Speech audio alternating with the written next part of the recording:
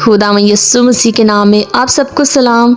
अगर आपके पास बाइबल मुकद्दस है तो मेरे साथ खोल लीजिए मरकस की अंजील 5वां बाब। मरकस की अंजील 5वां बाब। और वो झील के पार गरासीनियों के इलाका में पहुंचे, और जब वो कश्ती से उतरा तो फील एक आदमी जिसमें नापाक रूह थी कब्रों से निकल कर उससे मिला। वो कब्रों में रहा करता था और अब कोई उसे जंजीरों से भी बांध ना सकता था, क्योंकि वो बार बार बेड़ियों और जंजीरों से बांधा गया था। लेकिन उसने जंजीरों को तोड़ा और बेड़ियों को टुकड़े टुकड़े किया था और कोई उसे काबू में ना ला सकता था। और वो हमेशा रात दिन कब्रों और पहाड़ों में चिल्लाता और अपने तई पत्थरों से जख्मी करता था। वो यस्सु को दूर से देखकर दौड़ा और उसे सजदा किया और बड़ी आवाज से चिल्ला कर कहा, ऐ यस्सु, खुदा ताला के फर्जंद, मुझे तुझसे क्या काम? तुझे खुदा की कसम देता हूँ, मुझे अजाब में ना डाल। क्योंकि उसने उससे कहा था, ऐ नापाक रूह, इस आदमी से निकल जा। फिर उसने उससे पूछा, तेरा नाम क्या है? उसने उससे कहा, मेरा नाम लश्कर है, क्योंकि हम बहुत हैं। फिर उसने उसकी बहुत मिन्नत की कि हमें इस इलाका से बाहर न भेज। और वहाँ पहाड़ पर सुरों का एक बड़ा गौल चल रहा था।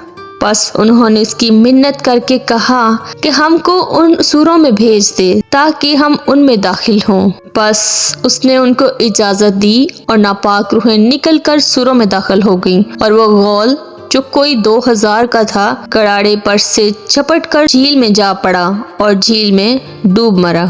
और उनके चराने वालों ने भागकर शहर और देहात में खबर पहुंचाई। बस लोग ये मुआजरा देखने को निकलकर यस्सु के पास आए, और जिसमें बदरूहें यानी बदरूह का लश्कर था उसको बैठे और कपड़े पहने और होश में देखकर डर गए। और देखने वालों ने उसका हाल जिसमें बदरूहें थी और सुरों का मुआजरा उनसे बयान किया। वो उसकी मिन्नत करने लगे कि हमारी सरहद से चला जा। और जब वो कश्ती पर दाखिल होने लगा तो जिसमें बदरूहें थी उसने उसकी मिन्नत की कि मैं तेरे साथ रहूं।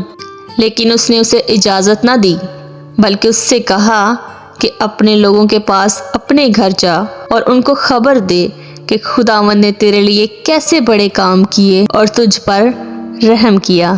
वो गया और दिकपुलिस में इस बात का चर्चा करने लगा कि यस्सु ने उसके लिए कैसे बड़े काम किए, और सब लोग तअज्जुब करने लगे। जब यस्सु फिर कश्ती में पार गया तो बड़ी भीड़ उसके पास जमा हुई, और वो झील के किनारे था। और इबादत खाना के सरदार में से एक शख्स यायर नाम आया और उसे देखकर उसके कदमों पर गिरा और ये कहकर उसकी मिन्नत की कि मेरी छोटी बेटी मरने को है, तू आकर अपने हाथ उस पर रख ताकि वो अच्छी हो जाए और जिंदा रहे। बस वो उसके साथ चला और बहुत से लोग उसके पीछे हो लिए और उस पर गिरे पड़ते थे।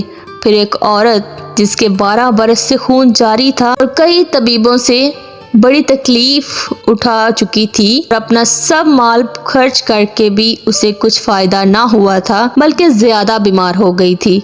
यस्सु का हाल सुनकर भीड़ में उसके पीछे से आई और उसकी पोशाक को छुआ, क्योंकि वो कहती थी कि अगर मैं सिर्फ उसकी पोशाक ही छू लूंगी तो अच्छी हो जाऊंगी। और फील उसका खून बहना बंद हो गया और उसने अपने बदन में मालूम किया कि मैंने इस बीमारी से शिफा पाई। यस्सु ने फील अपने में मालूम करके कि मुझसे कुव्वत निकली, उस भीड़ में पीछे मुड़कर कहा, किसने मेरी पोशाक छुई? उसके शागिर्दों ने उससे कहा, तू देखता है कि भीड़ तुझ पर गिरी पड़ती है, फिर तू कहता है मुझे किसने छुआ? उसने चारों तरफ निगाह की ताकि जिसने ये काम किया था उसे देखे।